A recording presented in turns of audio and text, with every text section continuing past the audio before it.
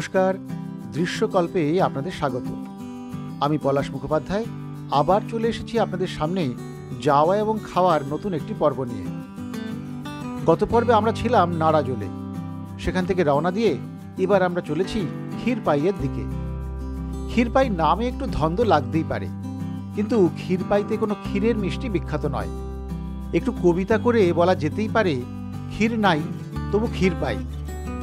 নোনতা এবং মিষ্টি মিশিয়ে এক দারুণ খাবার বাবরসার লোভেই পাড়ি দেয়া এই পশ্চিম মেদিনীপুরের প্রাচীন সম্ভ্রান্ত জনপদে। সঙ্গে দেখাও হবে অনেক কিছু। পথেই পড়ল ঘাটাল। ঘাটাল শহরের ভিতর দিয়ে এগিয়ে চললাম আমরা।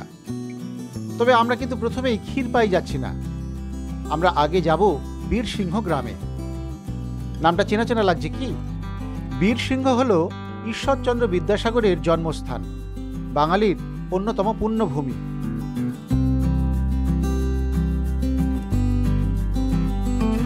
এসে গিয়েছি বীরসিংহ মোড়।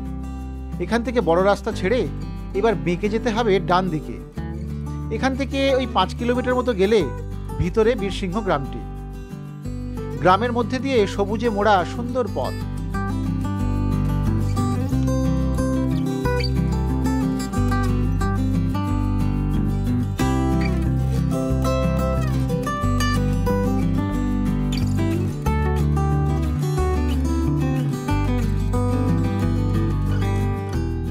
এই যে কথা বলতে বলতেই আমরা চলে এসেছি এই পুণ্যভূমে।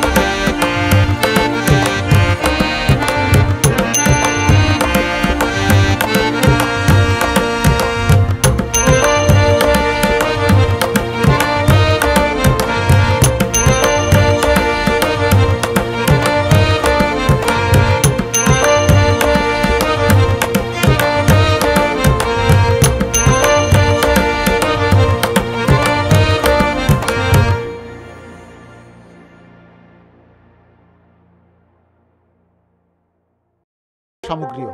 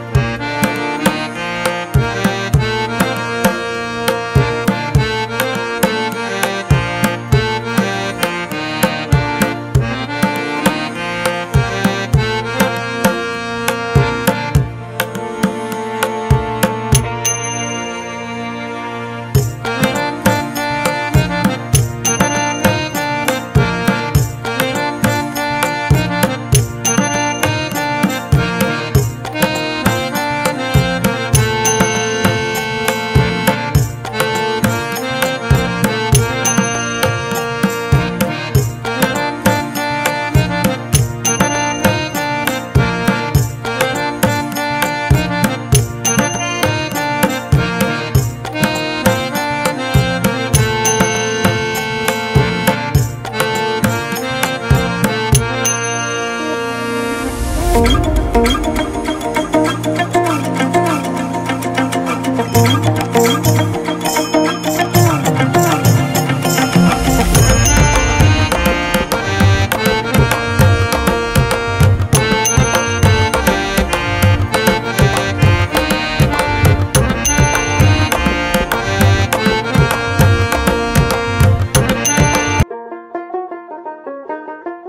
বাঙালি, এটা আমার একটা বড় পরিচয়। কিন্তু বাঙালি হয়েও বীরসিংহ না আসলে মনে হয় না আমি যেন সঠিক বাঙালি। বিদ্যাসাগরের জন্মস্থান, সেই পুণ্যভূমিতে আমি এখন দাঁড়িয়ে আছি। মনের মধ্যে যে কি ভালো লাগা কাজ করছে, কি একটা অপূর্ব অনুভূতি কাজ করছে, তা না বলে বোঝানো যাবে না। খুব ভালো লাগছে, খুব ভালো লাগছে, অসম্ভব একটা অনুভূতি হচ্ছে ভালো। তো আমি একটু বীরসিংহ ঘুরে দেখি, আপনারাও আমার সঙ্গে দেখুন। বিদ্যাসাগরের যে জন্মস্থান, জন্মভিটে, সেটা ঘুরে দেখতে দেখতে আরও কিছু জানি আমার বীরসিংহ সম্পর্কে। চলুন তখন। স্মৃতি মন্দিরের সঙ্গে রয়েছে গ্রন্থাগার এবং প্রদর্শনশালা।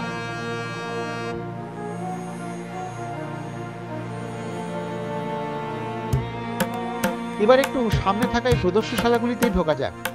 এখানেও বিদ্যাসাগরের জীবনের নানান উল্লেখযোগ্য ঘটনার কথা ছবি বা পুতুলের মাধ্যমে দেখানো হয়েছে। রয়েছে তার মা ভগবতী দেবীর মূর্তিও।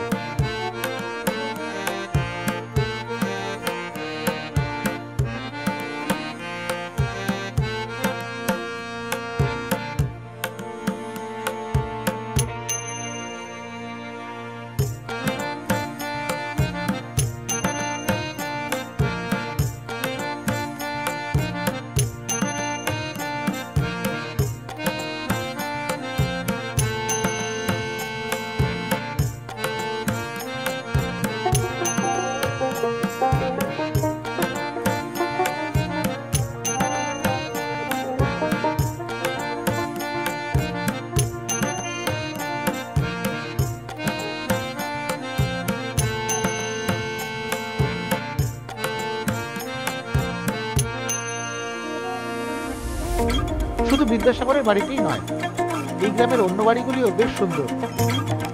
বিদ্যাসাগর এবং তার শিক্ষা চর্চার প্রভাব মেলে অন্য বাড়ির দেওয়ালে। মাটির দোতলা বাড়িগুলি দেখতে মন্দ লাগে না।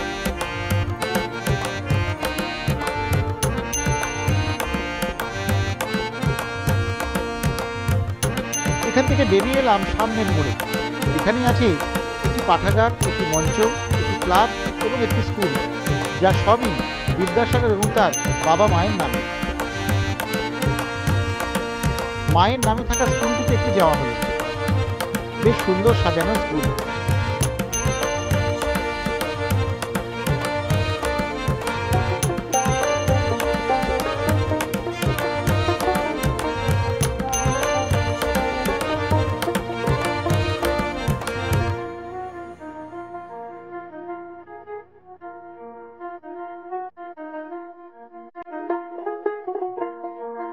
এখান থেকে আবার রওনা হওয়া যাক। এবারে চললাম ক্ষীরপাই। বীরসিংহ থেকে ক্ষীরপাইয়ের দূরত্ব কম বেশি 8 কিলোমিটার মতো হবে। মুঘল আমল থেকেই অনেক বিদ্রোহের সাক্ষী থেকেছে ঐতিহাসিক শহর ক্ষীরপাই। বর্তমানে আড়ে বহরে বেড়েছে চন্দ্রকোনা ব্লকের সদর শহর। ক্ষীরপাই পুরসভাও প্রায় 140 বছরের পুরনো। শহরের নামকরণ নিয়ে নানা মতভেদ রয়েছে। সংস্কৃতে ক্ষীর শব্দের অর্থ অশ্বত্থ গাছ, তাই অনেকে মনে করেন এখানে দিগন্ত বিস্তৃত গোচারণ ভূমিতে সারি সারি অশ্বত্থ গাছ ছিল। সেখান থেকেই শহরের নামকরণ ক্ষীরপাই হয়ে থাকতে পারে। আবার ওড়িয়া ভাষায় ক্ষীরপাই শব্দের অর্থ গোচারণ ভূমি। জনশ্রুতি 16শ শতাব্দীতে শ্রীচৈতন্য শ্রীক্ষেত্র যাওয়ার সময় বেশ কিছুটা সময় এই এলাকায় কাটিয়েছিলেন। তিনি ভক্তদের ক্ষীরও বিতরণ করেন বলে কথিত আছে। তারপর থেকে এই জনপদটির নাম ক্ষীরপাই বলে অনেকের দাবি।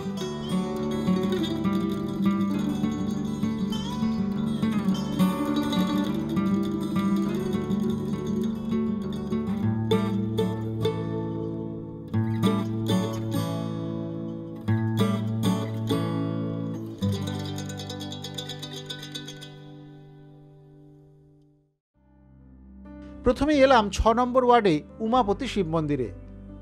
পুরনো শিব মন্দিরটি ছিমছাম, সামনে নাটমঞ্চ, অনেকটা বড় চৌহদ্দি নিয়ে এই মন্দির।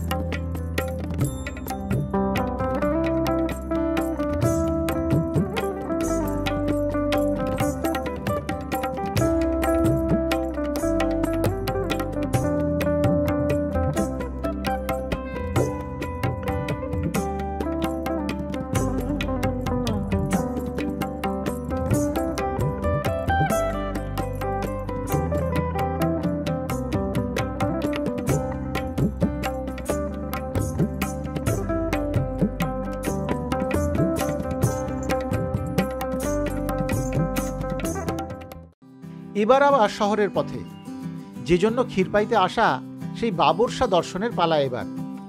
এই এলাকার প্রায় সব মিষ্টির দোকানেই বাবরসা মেলে, তবে হালদারদিঘি মোড়ের কাছাকাছি রয়েছে বেশ কয়েকটি মিষ্টির দোকান। আমরা ঢুকলাম তারই একটা শ্রীগুরু মিষ্টান্ন ভাণ্ডারে। জানা যায় 1740 থেকে 1750 খ্রিস্টাব্দের মাঝামাঝি সময় বর্গীরা ক্ষীরপাই শহরে একাধিকবার আক্রমণ করে। বর্গীদের আক্রমণ থেকে বাঁচতে এলাকা ছাড়তে শুরু করেন বাসিন্দারা। সেই সময় এডওয়ার্ড বাবরসা নামে এক সাহেব বর্গীদের হটিয়ে দেন, স্বস্তি ফেরে শহরে। এই ঘটনার পর কৃতজ্ঞতা স্বরূপ স্থানীয় এক মিষ্টি ব্যবসায়ী বাবরসা নামে একটি খাবার তৈরি করেন এবং এডওয়ার্ডকে উপহার দেন।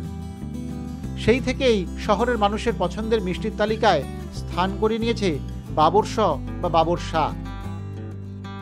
আবার কারো কারো মতে এই মিষ্টি নাকি দিল্লিতে নিয়ে গিয়ে সম্রাট বাবরকেও খাওয়ানো হয়েছিল, সেই থেকেই এর নাম বাবরসা।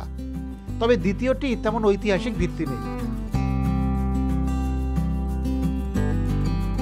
বেশ সুন্দর দেখতে এই বাবরসা। মূলত ময়দা, দুধ, ঘি দিয়ে তৈরি হয় বাবরসা। তবে এখন এই মাগ্গিগন্ডার বাজারে ঘিয়ের বদলে ডালডাতেই ভাজা হয় এই মিষ্টি। ভেজে রাখা বাবরসা এরপর খাওয়ার সময় তাতে রস ঢেলে পরিবেশন করা হয়। আগে অবশ্য মধুতে ডুবিয়ে খাওয়ার রেওয়াজ ছিল।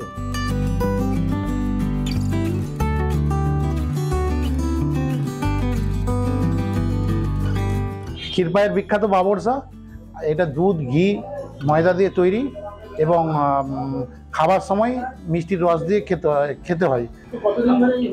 এটা আমার মিনিমাম 100, মানে আমার বাবারা, দাদু সবাই এই বাবরসা পড়ে গেছে, আমরাও বানাচ্ছি। অনেক তো কথা হলো, সেই কখন এসেছি, এবার একটু বাবরসা না খেলেই নয়। দেখি কেমন এই খাবার। এই হচ্ছে বাবরসা, ক্ষীরপাইয়ের যে বাবরসার এত নাম।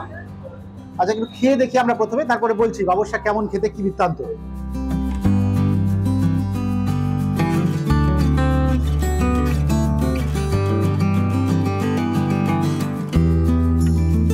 বেশ অন্যরকম খেতে। আমরা তো বিভিন্ন জায়গায় বিভিন্ন মিষ্টি খাচ্ছি, বাবরসা কিন্তু তাদের তুলনায় একটু আলাদা। প্রথমে নোনতা ছিল, নোনতার সঙ্গে একটু চিনির রস পড়েছে, একটু মিষ্টি হয়েছে, গরম গরম থাকাতে বেশ খাস্তা, তো বেশ খেতে সুন্দর লাগছে। একটা অন্য রকমের টেস্ট পাচ্ছি আমি।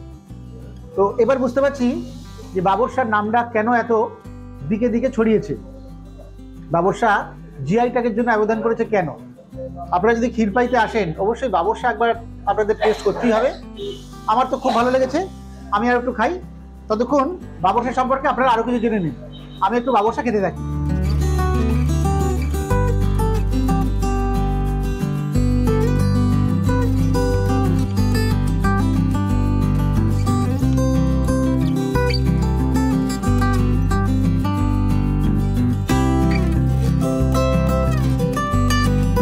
আমার সঙ্গী সুনীতদার অবশ্য খুব পছন্দ হয়েছে এই মিষ্টি। পরপর বেশ কয়েকটা খেয়েও নিয়েছে ও। বাবরসার দাম পিস প্রতি 10 থেকে 15 টাকার মধ্যে। কে প্রথম এই মিষ্টি বানিয়েছিলেন তার ঠিকঠাক হদিশ মেলা ভার। কথা হচ্ছিল কারিগর সুশান্তর সঙ্গে। সুশান্তর বাবাও বাবরসার কারিগর ছিলেন। তারাও কিন্তু এ ব্যাপারে আলোকপাত করতে পারল না। তবে আশেপাশে প্রায় সবকটি মিষ্টির দোকানেই চোখে পড়ল সাজিয়ে রাখা বাবরসা।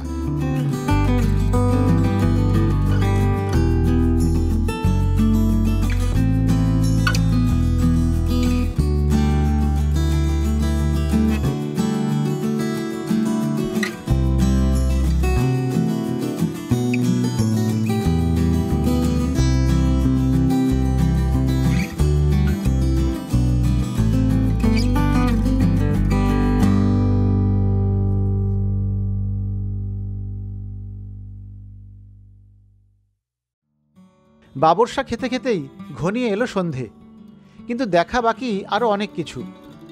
তাই আজ রাতে এখানেই থেকে যাওয়া হবে ঠিক হলো। পরের দিন সকাল সকাল উঠে পড়লাম আমরা।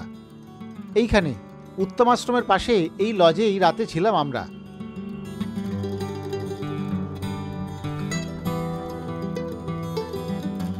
প্রথমেই দেখে নেওয়া যাক পাশেই থাকা উত্তম আশ্রমটি এবং তার স্মৃতি মন্দিরটি।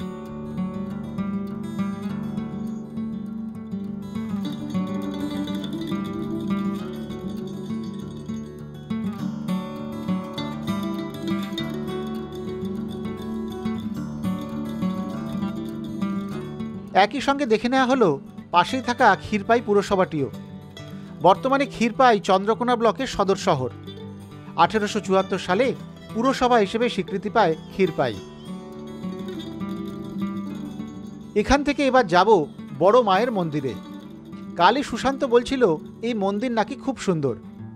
সকাল সকাল 1 নম্বর ওয়ার্ডে থাকা সেই মন্দির দেখতে চললাম আমরা।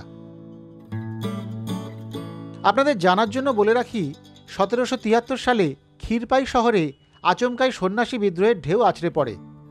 পরবর্তীকালে 1798-99 সাল নাগাদ চুয়ার বিদ্রোহের সূচনাও এখান থেকেই হয়। 1819 সালে ক্ষীরপাই বর্ধমান জেলা থেকে মেদিনীপুর জেলায় যুক্ত হয়। এইসব কথা বলতে বলতেই এসে গিয়েছি মন্দির চত্বরে।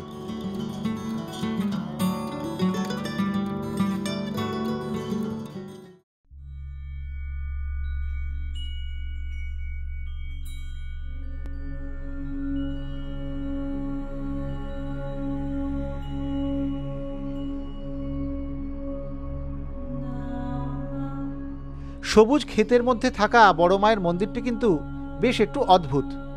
পরিবেশটা চমৎকার, কিন্তু আর 5টা মন্দিরের থেকে কিছুটা আলাদাই বলা যায়। অন্য মন্দিরের মতো দেখতে নয় এই মন্দির। উঁচু টিনের একটা ছাউনি, তার মধ্যে আছেন বড় মা। বড় মা আদতে কালী মায়ের রূপ, ভয়াল রূপী মা এবং তার অনুচরেরা। ভিতরে বেশ একটা গা ছমছমে পরিবেশ। সব মিলিয়ে খারাপ নয় ব্যাপারটা। স্থানীয় বাসিন্দা তথা ব্যবসায়ী শুদ্ধসত্য রায় ওরফে ভানি রায় বছর 8 আগে এই মন্দির প্রতিষ্ঠা করেছিলেন। তিনিই দেখাশুনো করেন। এই মন্দিরে নিজের পুজো নিজেকেই দিতে হয়। আর হ্যাঁ, এখানে দান হিসেবে টাকা পয়সা দেয়া কিন্তু বারণ। ভালো লাগলো এই ব্যাপারটা দেখে। চারপাশে সবুজ ধান এবং আলুর ক্ষেত, তার মাঝে এই মন্দির। সকালের নরম আলোয় বেশ লাগছিল এলাকাটি।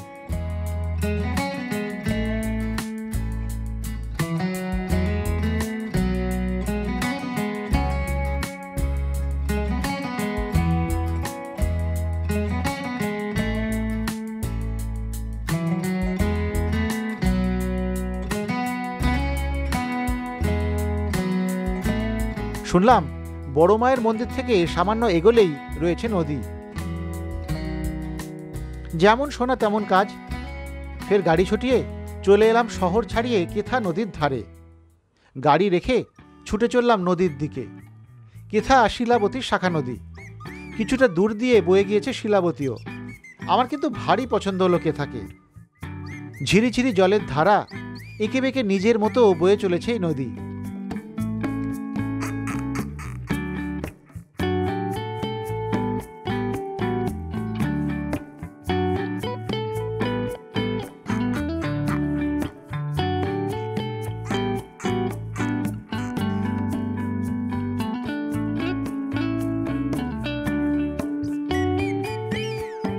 ভারী চমৎকার নদীর ধারটিও।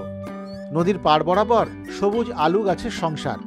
বিঘার পর বিঘা জুড়ে এখানে আলুর চাষ হয়। ইচ্ছে হলেও একটু আলু দেখব। ক্ষেতের মালিকের অনুমতি মিলতেই মাটি খুঁড়ে লেগে গেলাম আলুর খোঁজে।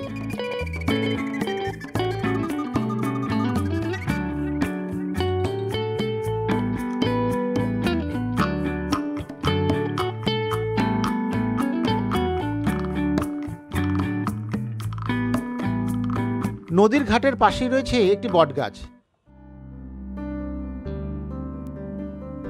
তার ওপাশে দুটি ছোট্ট ছোট্ট মন্দির।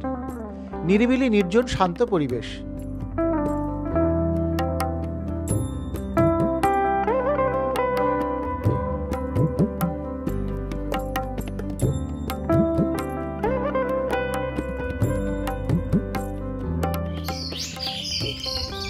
পাখির ডাক এবং কেথার বয়ে চলার আওয়াজ, এই দুই আবহে ভারী মায়াময় জায়গাটি। কিন্তু এবার তো ফিরতে হবে। আমরা এখান থেকে যাব হুগলির বালি দেওয়ানগঞ্জ, তাই আর দেরি করা মুশকিল। স্থানীয় একটি দোকান থেকে প্রাতরা সেরে আমরা রওনা দিলাম ক্ষীরপাই থেকে। এই রাস্তা সোজা গিয়েছে কামারপুকুর হয়ে আরামবাগের দিকে, যাব সেদিকেই। এবারে বলি ক্ষীরপাই আসার ব্যাপারে কিছু। রেল যোগাযোগ না থাকায় অসুবিধে হলেও সড়ক পথে যোগাযোগ ব্যবস্থার উন্নতি হয়েছে।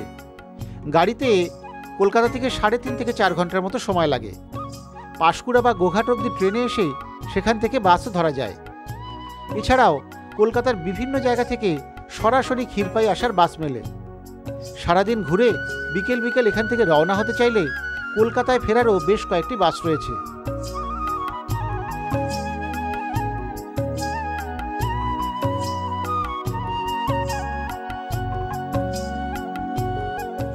আজ তবে এটুকুই থাক। আগামী বুধবারে আসছি হুগলির বালি দেওয়ানগঞ্জে বেড়ানো এবং অপূর্ব মিষ্টি তৃপ্তি মালাইয়ের খোঁজখবর নিয়ে। ততক্ষণ সকলেই ভালো থাকুন, সুস্থ থাকুন, দেখতে থাকুন দৃশ্যকল্পের ইউটিউব চ্যানেল।